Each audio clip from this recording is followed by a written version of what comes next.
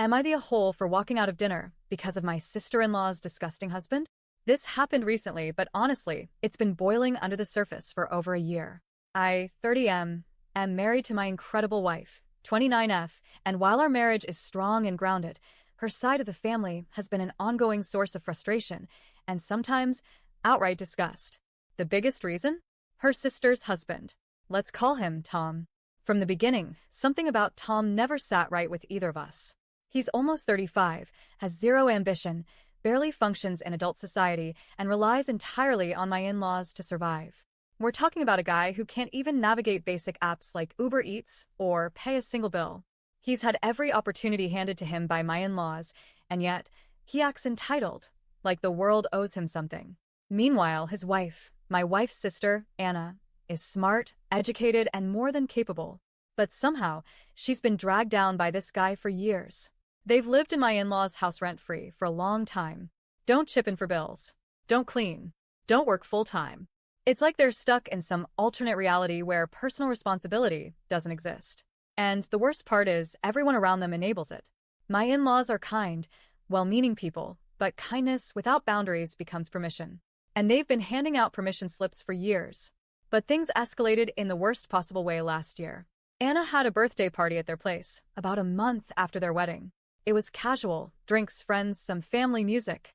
We weren't there when it started, but my wife went early to help set up. I got a call from her around 2 a.m. She was whispering, her voice trembling, and asked me to pick her up immediately. When I arrived, she got in the car and said she didn't want to talk about it until the next morning. She was pale and shaking. I barely slept that night, just lying next to her wondering what the hell had happened. The next day, she told me, Tom tried to kiss her. He waited until she was alone, coming back from the bathroom, and cornered her. He followed her, tried to get her alone, and then leaned in. She pushed him away, shocked, humiliated, and ran back to the party. But she didn't feel safe. She called me instead of telling anyone right away. I was livid.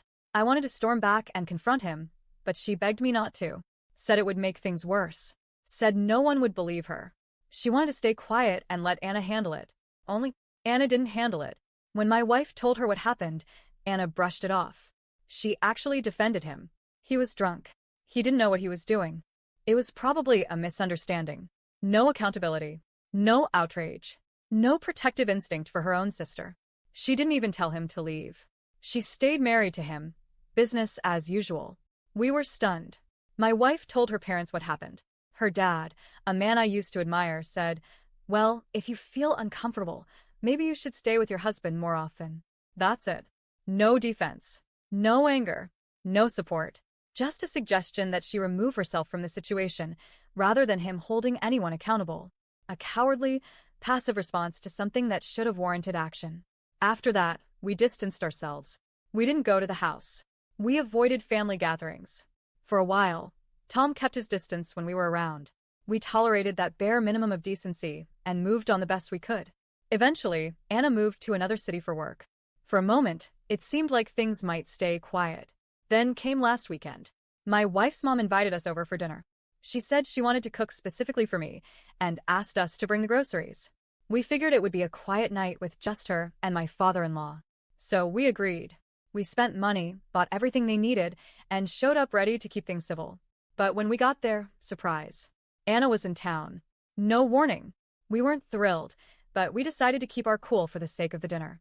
What we weren't told was that Tom would be joining us, too. An hour in, while we're sitting in the living room making forced small talk, he walks in. Bold as ever. Smug. Like nothing ever happened. No apology. No remorse. He sat down at the table like he belonged there. Like he didn't once try to assault his wife's sister and pretend it didn't happen. My stomach dropped. I looked at my wife, and I could see her trying to stay composed, but I could also see the pain bubbling under the surface. Her hands were shaking slightly. Her jaw was tight. She wouldn't look at me at first.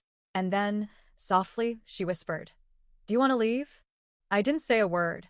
I stood up, grabbed our coats and the groceries we brought, and walked out with her. We left the food. We left the table. We left behind the expectation that we'd pretend like everything was normal. Because it's not normal. Not even an hour later, Anna started blowing up our phones, furious. Accused us of being disrespectful, making a scene, embarrassing the family. She said, It's been a year already. Get over it. Get over it. As if time erases trauma.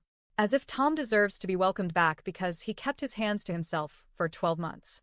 As if we're the ones creating conflict by refusing to sit across from the person who violated her trust, her body, her safety. Even worse, my in-laws are now passive-aggressively suggesting that we should have just let it go for the night. That we should have kept the peace. But here's the thing, there is no peace when the people around you treat your trauma like it's an inconvenience.